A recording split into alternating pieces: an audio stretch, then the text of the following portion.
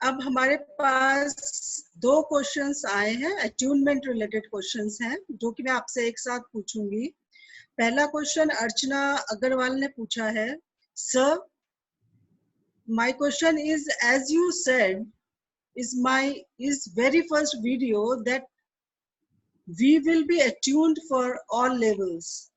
So how will that take place? Is it that after 40 days of L1 practice, you will schedule next attunement? जी, attunement देने का तरीका ये होता है कि अगर आपको लेवल 1 ही कराया जाए तो अट्यूनमेंट भी सिर्फ लेवल 1 की दी जाए। अगर आपको लेवल 2 पढ़ाया जाए तो अट्यूनमेंट लेवल 2 की भी दे दी जाए। अगर आपको लेवल 3 कराया जाए तो जो तीसरे लेवल में एक्स्ट्रा चीजें कराई हैं उसको मिलाते हुए आपको अट्यूनमेंट दे दी जाए। तो जब ये कोरोना के चलते हुए मैंने आप सब लोगों को जल्दी से जल्दी ये निर्णय लिया कि फटाफट से आपको रेकी करानी है, जल्दी से तैयार करना है, तो आपको लेवल 1 भी कराया, लेवल 2 भी कराया और लेवल 3 ये भी कराया। तो मैंने जो आपको अट्यूनमेंट दी वो तीनों लेवल की इकट्ठी दी है। तो अब ऐसा नहीं है कि मैंने कोई चीज छोड़ के रखी है जो मैं आपको 10 दिन बाद दोबारा दूं। लेकिन ऐसा जरूर है कि कुछ रिक्वेस्ट आई थी मुझे लंदन से और ऑस्ट्रेलिया से कि अंग्रेजी में आप हमें रेकी करा दें। तो कुछ तो ये गार्गी जी के ही इनर व्हील क्लब के लोग थे और कुछ मेरे जानकार थे ऑस्ट्रेलिया से जो हमारे कोर्स में जुड़े, तो उनको मैंने हाँ कही है।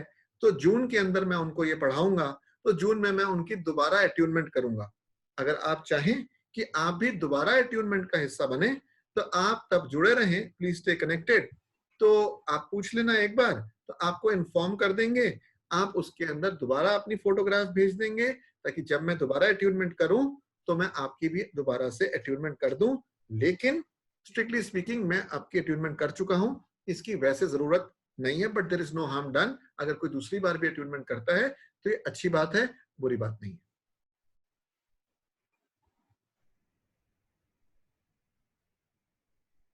अनुराग कटारिया इंदौर से लिखते हैं, firstly, I would like to thank you for all your guidance and learnings.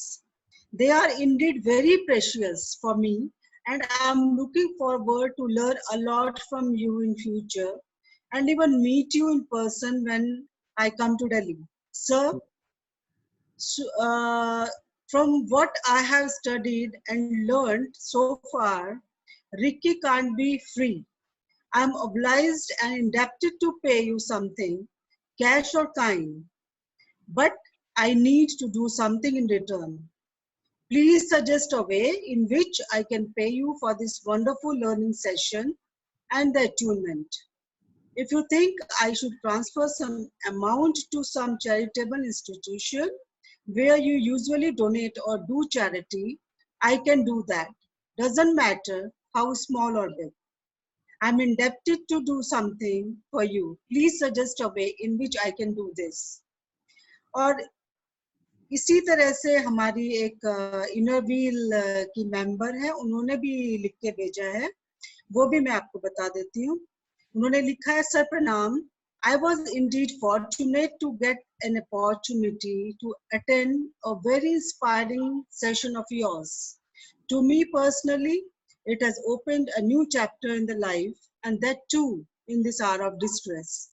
As a respect to your knowledge and gracious attitude to share your learnings, I sincerely intend to offer gratitude in form of a small amount to your foundation.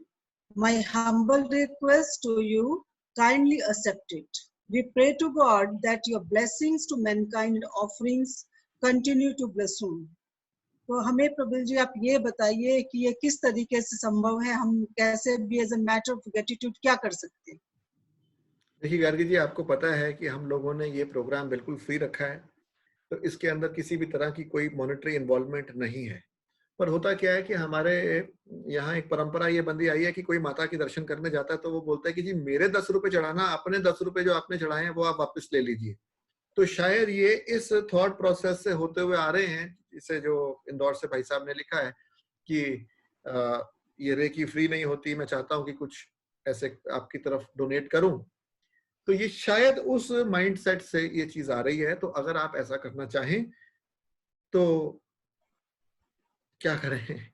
तो आप Paytm के माध्यम से, but कोशिश करें जितना कम से कम हो, वो 6262666611 पे आप ये अमाउंट ट्रांसफर या डोनेट कर सकते हैं। Thank you so much. जी, थैंक यू।